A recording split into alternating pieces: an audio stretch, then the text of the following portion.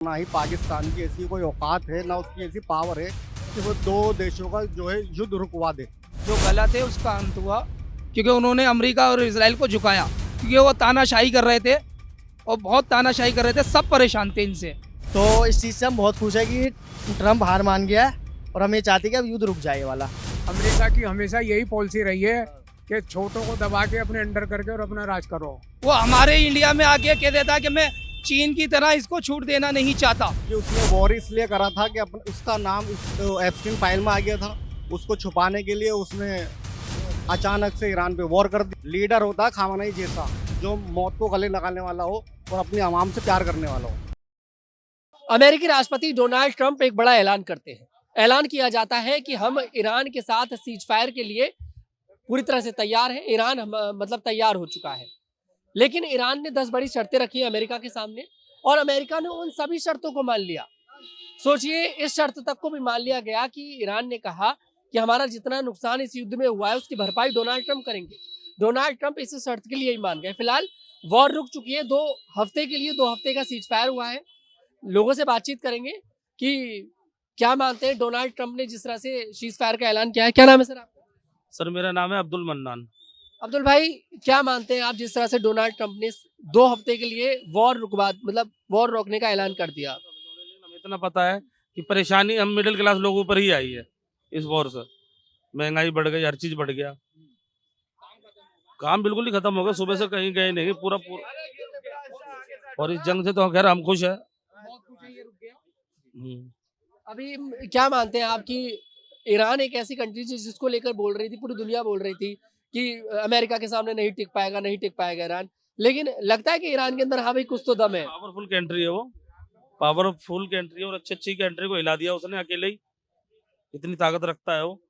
कुल मिलाकर Donald Trump को झुका दिया, बिल्कुल अच्छी तरह झुका दिया। ये लंबी लंबी फेंकते थे ना, और ये हूँ मैं और वो हूँ मैं, अच्छी तरह से झुका दिया। जो गलत है उसका अंत हुआ, क्योंकि इजराइल और अमेरिका गलत कर रहे थे, उनके साथ गलत हुआ। ये जो गलत है वो गलत है और हम खुश हैं ये वॉर रुक गया, बहुत खुश हैं, क्योंकि इस पे आम पब्लिक पे बहुत असर पड़ेगा। महंगाई कम होगी और सब खुश रहेंगे।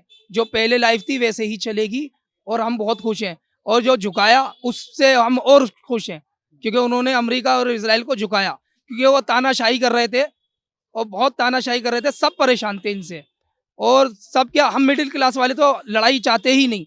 ये पता नहीं किस बात की लड़ाई, वो सब चीज़ें हथियाना चाहते हैं, क्या करना चाहते हैं, पावरफुल कंट्री बनना चाहते हैं। उसके चक्कर में हम आम पब्लिक पिसती है, पूरी दुनिया की आम पब्लिक पिस रही है।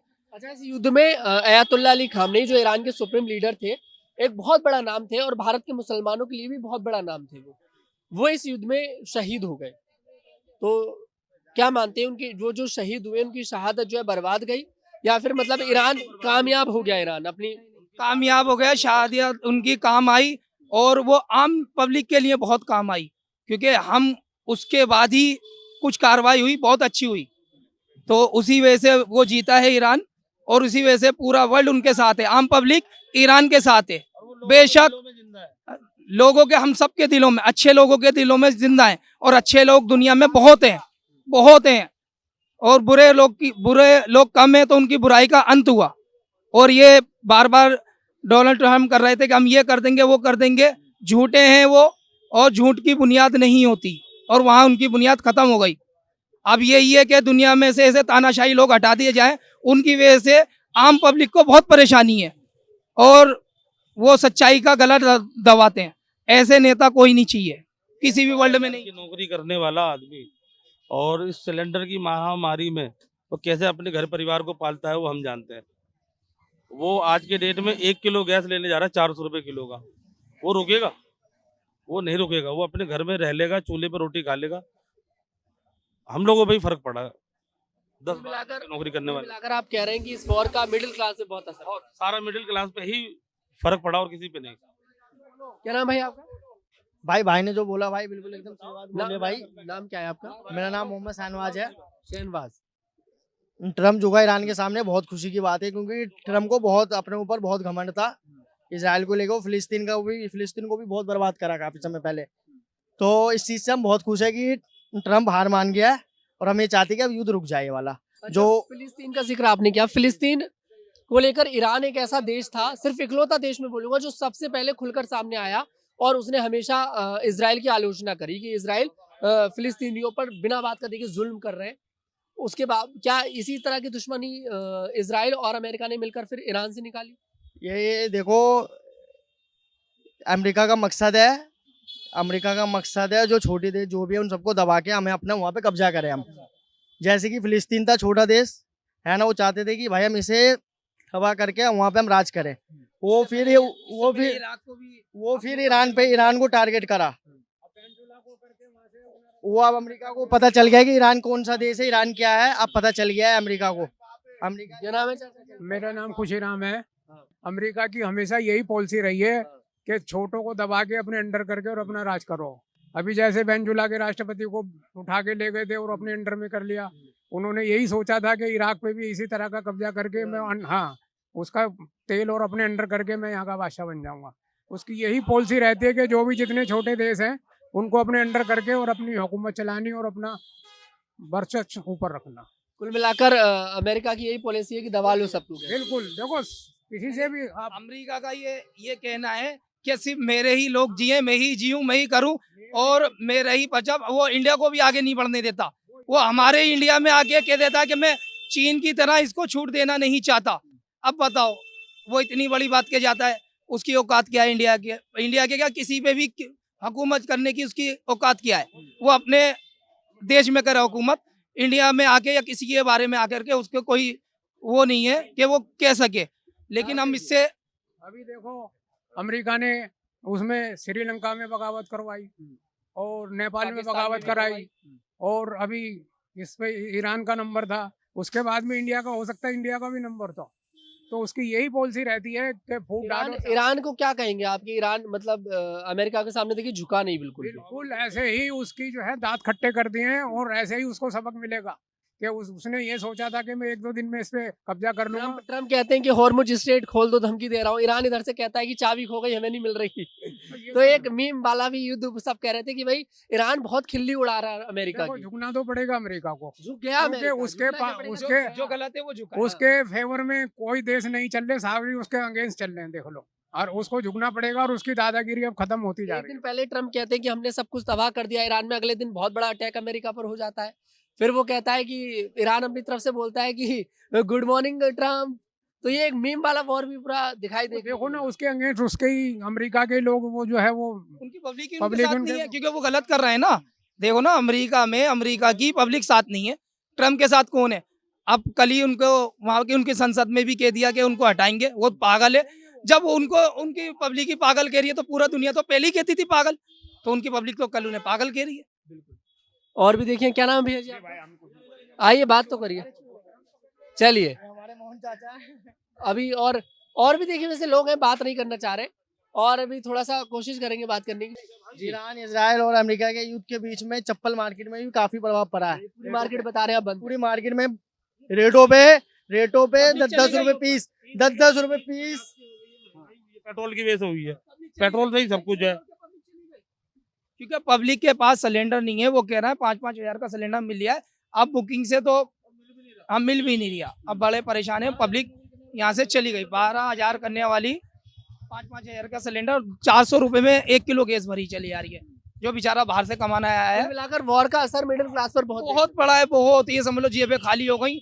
सुबह का खा लिया तो शाम का पता नहीं है इस टाइम, और शाम का खा लिया तो सुबह का पता नहीं है। चलिए बिल्कुल। क्या नाम है सर आपका? मेरा नाम मोहम्मद साजिद है। अभी सुना होगा जैसे आपने कि ट्रम्प ने ऐलान कर दिया सीज फायर का। जी, तो क्या लगता है, ट्रम्प झुक गए ईरान के सामने? बिल्कुल झुक गए। उन्हें तो झुकना ही था, क्योंकि देखो सच्चाई से बड़ी कोई ताकत नहीं होती। और ट्रम्प को इसलिए झुकना था क्योंकि उसने वॉर इसलिए करा था कि उसका नाम एप्स्टीन फाइल में आ गया था। उसको छुपाने के लिए उसने अचानक से ईरान पे वॉर कर दिया। वो उस पर भारी पड़ गया, तो अब उसको लेने के देने पड़ गए। उसके सैनिक दुम दबा के वहां से भाग रहे हैं इजराइल से। उनकी वीडियो वायरल हो रही है। पूरी दुनिया को पता चल गया कि ईरान एक कमजोर देश नहीं है, वो ताकतवर देश है।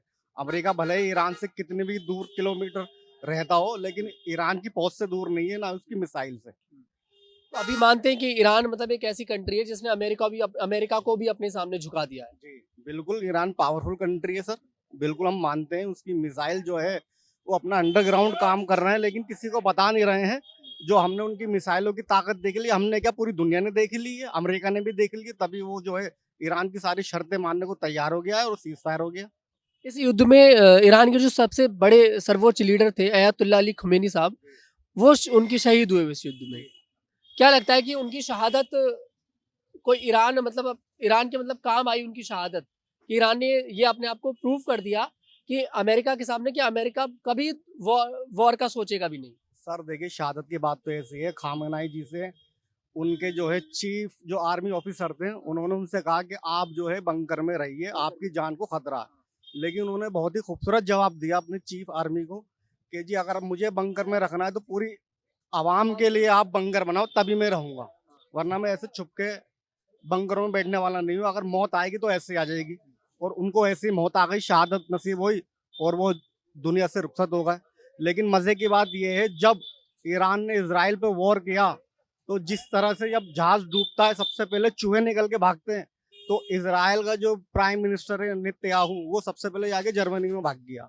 तो ये फर्क होता है एक लीडर का जो अपनी कौम के साथ खड़ा रहता है।